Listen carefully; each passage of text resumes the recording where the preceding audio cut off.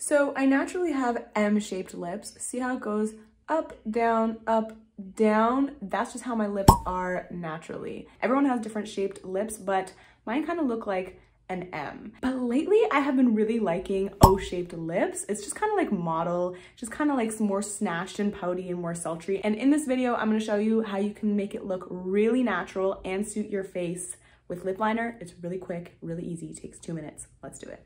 Okay, so first things first, we have to connect the two peaks. So see how my lips have two little peaks like mountains? We have to take our lip liner and connect those two peaks. And I'm gonna make a curved line straight across my lips. That's all you have to do. So I'm going to show you how to do this technique with a red color just so you could see more easily. And when I turn to the side, it doesn't look unnatural, as you can see. And then you want to connect that line that you've just made with the rest of your lip.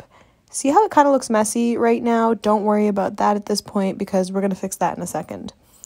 As for which lip liner you should be using, you can pretty much use any lip liner you want. I just find the creamier the better and the more long lasting the better. The one that I'm using here is a Clinique one. So now I've started to connect the bottom and just line your lips as you normally would on the bottom and just start to connect everything. See guys, this is so easy. It's so perfect for beginners. I love this technique. Now I'm just shading in the inside corners of my lips. So do this if you've made your lines messy. That's how you fix it. You can blend the color in and any messy lines you've made won't be as noticeable. This is what it should be looking like at this point. So if yours is looking like this, then great job. Let's keep going. If you're using a dark color like me, like a red or brown or something, then you would fill it in with lipstick or lip liner, whatever you want. But if you're using a super natural color, you could really just line it and leave it at this. So this is how it should look. When I turn to each side, it doesn't look unnatural. It doesn't look like anything crazy. It just looks full and rounded, which is the exact look that we're going for. So you might be wondering if it will look noticeable or unnatural up close. Let me show you.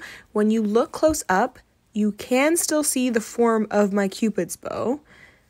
That's because the light is hitting there, but it is not distracting. It's not super noticeable. So if you were wondering, oh, how is this going to look if someone looks up close, it is not noticeable. It is very, very natural. Also, when I smile, my lip naturally curls under. But this technique is really great because it will give you a more flat appearance and you can see more of your upper lip when you're smiling. So if you have the same thing where your upper lip kind of disappears when you smile, then this technique is going to be really helpful for you as well.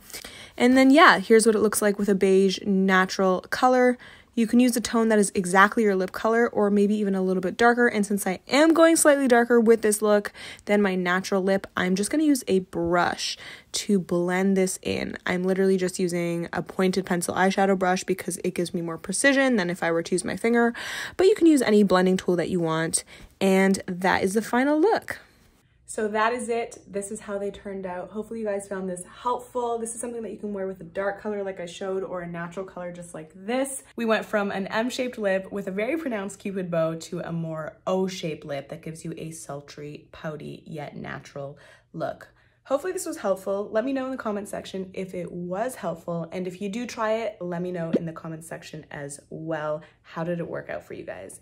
Thank you guys so much for watching and I will see you guys in the next one. Bye.